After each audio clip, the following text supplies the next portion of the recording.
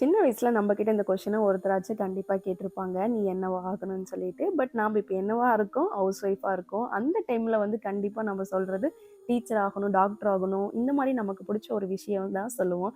அதுக்காகவே ஸ்கூல்லயும், காலேஜ்லயும் கஷ்டப்பட்டு படிச்சிருப்போம். பட் எப்படியா நம்மளோட பாதை வந்து மாறியிருக்கும். அது பொண்ணுங்களுக்குலாம் குழந்தை பொறந்த வாட்டி ஈஸியா அவங்களோட கரியர் ரீஸ்டார்ட் பண்றதுலாம் அவ்வளோலாம் ஈஸி இல்ல. இன்னைக்கு வரைக்குமே நைட்டு தூங்கும்போது ஒரு செகண்ட் ஆச்சும் நினைப்பேன். என்னோட 5 வருஷத்துக்கு முன்னாடி என்னோட கரியர நான் விட்டேன். என்னைக்கு ரீஸ்டார்ட் பண்ணுவேங்கிறது தெரியல. பட் இருந்தாலுமே ஒவ்வொரு நாளுமே அத நினைக்கும்போது எனக்கு கண்டிப்பா ஒரு சொட்டு தண்ணியாச்சும் என் கண்லருந்து வரும். இந்த ஹவுஸ் ஒய்ஃப் ஒர்க்க நான் எவ்ளோ தான் லவ் பண்ணி பண்ணாலுமே, சில நாள் கண்டிப்பா இந்த ஒர்க் எனக்கு ரொம்ப போர் அடிச்சுரும்.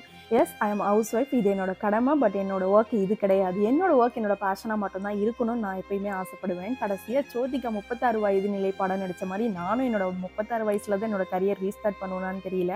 நீங்க குழந்தை பிறந்த வாட்டி உங்களோட கரியர் எப்ப ரீஸ்டார்ட் பண்ணீங்கன்னு சொல்லி மறக்காம கமெண்ட் பண்ணிட்டு நம்ம சேனல ஃபாலோ பண்ணுங்க. இன்னொரு வீடியோல பார்க்கலாம்.